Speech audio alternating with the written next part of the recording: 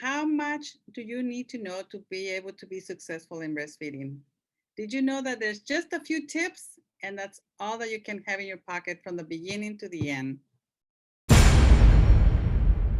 I'm a lactation consultant, IBCLC, and also a nurse practitioner board certified in women's health. And I'm here to tell you 10 tips for breastfeeding, and it will be successful. First thing that you have to remember is that every woman can, basically every single woman can breastfeed. Okay, so be confident, believe that it's doable. And it's really important that you are involved from the beginning to the end for this process. So, what do you need to have in your pocket? Well, I can tell you, build your own support team. Talk to your partner, have your family support you. Make sure that you have a connection with an agency, that be the WIC office or a breastfeeding consultant of your liking. And that's the beginning. That's step number 2. But for step number 3, know your supplies. Know what is there available for breastfeeding. What could help me? For example, I have sore nipples or cracked nipples. What do you want to use? Lanolin cream. This is very simple, over the counter. It's found in most of the pharmacies. I don't have enough milk. What do I do? How can I support myself? Well, we all know that there's basic supplements. We know that fenugreek is one of the most supplements that is used for increasing the breast milk supply. It is very simple. Mother's milk tea has fenugreek, which is one of the supplements that can help increase mom can mix it with lemonade, with punch, with any favorite drink. It is one of the components that in supplements that can be utilized to increase the mother's milk supply. Now, what happens if the nipples are sore? We have wonderful things to use. For instance, this is one from Medela. There's different brands, but these are the Tender Care Hydrogel pads. These are wonderful, helps with healing and decrease the pain. And in fact, we'll talk about the during the breastfeeding positions to prevent sore nipples, okay? How about, what if I have too much milk? What do I need to do? Well, pump, store, and use beautifully used bags that are used for collection that can actually be, used in a milk bag if it's necessary, or as a support supplementation system.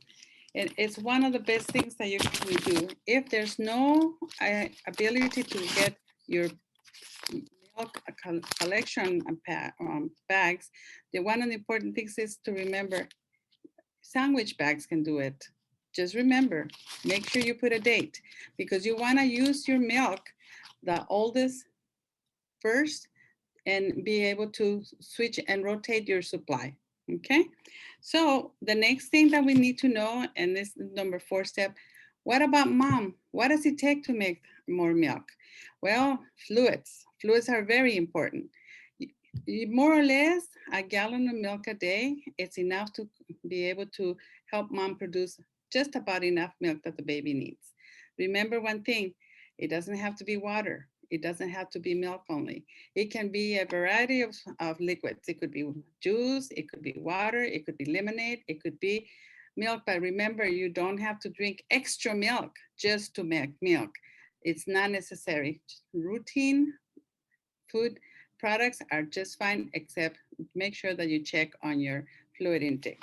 Okay, so important. What about the other aids that we could use? What happens if my breasts are too full and I can't get the baby to the breast? Breast massage, very important. It's one of the main tips that I tell patients on the first 5 to 7 days of pregnancy. When the second milk comes in, then you will have abundance of milk that will engorge or fill up the breast enough that it's going to be hard to put that baby to the breast. So doing reverse massage helps a lot.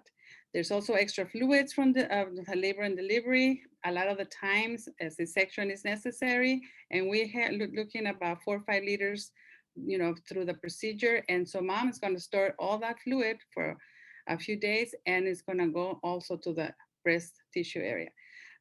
You know, you do reverse massage, very easy, just arching your arm and pressing from the nipple area back to the axillary. That's what we call a lymphatic reverse massage.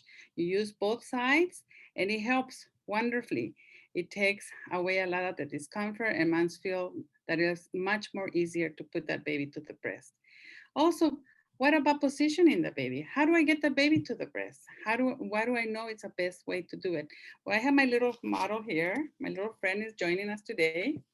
Okay, very easy. At the beginning, having a baby, and it's a newborn, the neck is kind of floppy and weak. We want to support that neck. And a best position I would recommend is the football position. And the football position, and I'm going to go ahead and move a little bit to see if we can guide ourselves to the area, is going to be holding that baby, putting the body over the arm, and sliding that baby over to the side. And this way, the mom has enough support getting the breast and bringing the baby close enough. Okay. This is the best way. Babies latch very easily. We don't have to teach our babies how to breastfeed. They already know how to attach to the breast. It's a natural, inborn reflex. So don't be too worried about it.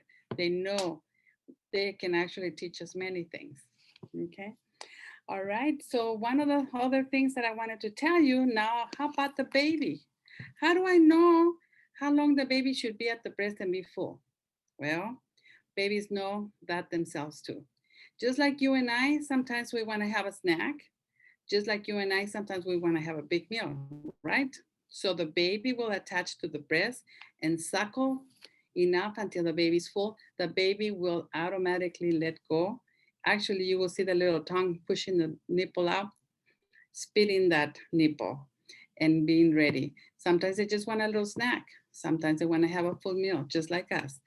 Now, and as if you don't know, babies have a very different feeding behavior, very much of what we've been taught. I remember hearing a mom telling, well, I've been told, put the baby to the breast for 15 minutes on the side, and that should be enough to feed the baby. That's not necessarily so.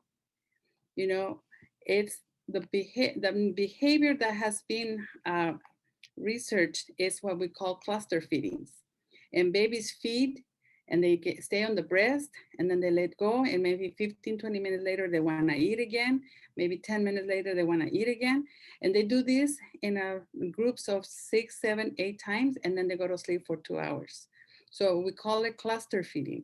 They eat in clusters, just like us. We get home, we're hungry, so what do? We take a little snack, and then we drink a little water, and then we take another little snack, and we're preparing our food in the meantime, right? And then we take our meal, and after that, we take our dessert, and then after that, we still drink our coffee. So we ourselves, if we notice, we can also eat kind of like in clusters sometimes, okay? So eating behavior for the baby is a tip for the baby. How long do I feed the baby? Well, we don't have to time the baby. They don't know how to read the watch.